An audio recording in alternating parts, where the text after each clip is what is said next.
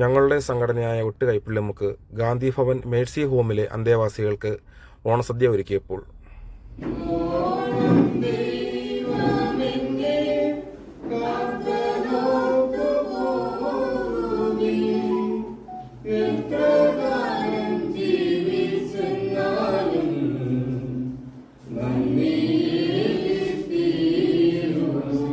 പ്രയാസം അനുഭവിക്കുന്നവരായിരിക്കാം, അതുമല്ലെങ്കിൽ മറ്റെന്തെങ്കിലും രോഗമുള്ളവരായിരിക്കും. പക്ഷെ ഗാന്ധി ഭവനിൽ ഇതെല്ലാം എന്തൊക്കെ നമ്മുടെ സമൂഹത്തിലുണ്ടോ, ഓട്ടിസം ബാധിച്ച മൂലതരമുള്ള സ്പെഷ്യൽ സ്കൂളുണ്ട്, 200-300ഓളം കുട്ടികൾ പഠിക്കുന്ന സ്പെഷ്യൽ സ്കൂളുണ്ട്.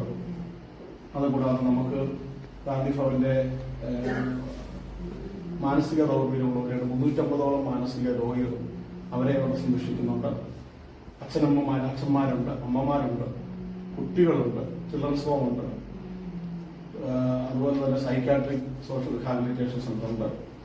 പിന്നെ അതുകൂടാതെ ഷെൽട്ടർ ഹോം ഉണ്ട്. അഭയം തേടി വരുന്നവര് മറ്റ് ആളുകളാൽ ഏതെങ്കിലും തരത്തിൽ റേപ്പ് ചെയ്യപ്പെട്ടു വരുന്നവരെ വീടുകളിൽ താമസിക്കാനൊക്കാതെ ഒത്തിരി പീഡനങ്ങളൊക്കെ ഏറ്റുവാങ്ങുന്നവർ, അങ്ങനെയൊക്കെയുള്ള ആളുകളെ ഒക്കെ സംരക്ഷിക്കുന്ന ഷെൽട്ടർ ഹോമുകളുണ്ട്. അവരെ അവിടെ പുനർനിർവചിച്ച് ഒരു സ്വയം പര്യാപ്തമാക്കിയിട്ട് നമ്മൾ ഇതൊന്നും കൂടാതെ തന്നെ ഇപ്പോൾ മറ്റ് എല്ലാ സംസ്ഥാനത്തു നിന്നുള്ള ആളുകൾ അവിടെയുണ്ട്.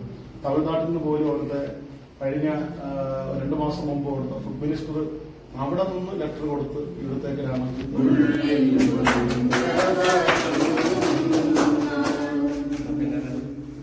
ഇനി നമ്മളോട് സംസാരിക്കുന്നതിന് എല്ലാം ആശംസകൾ നേരുന്നതിന് ഇതിന്റെ പ്രസിഡന്റായി സേവനമനുഷ്ഠിക്കുന്ന ശ്രീ ബിനു മനോഹരനെ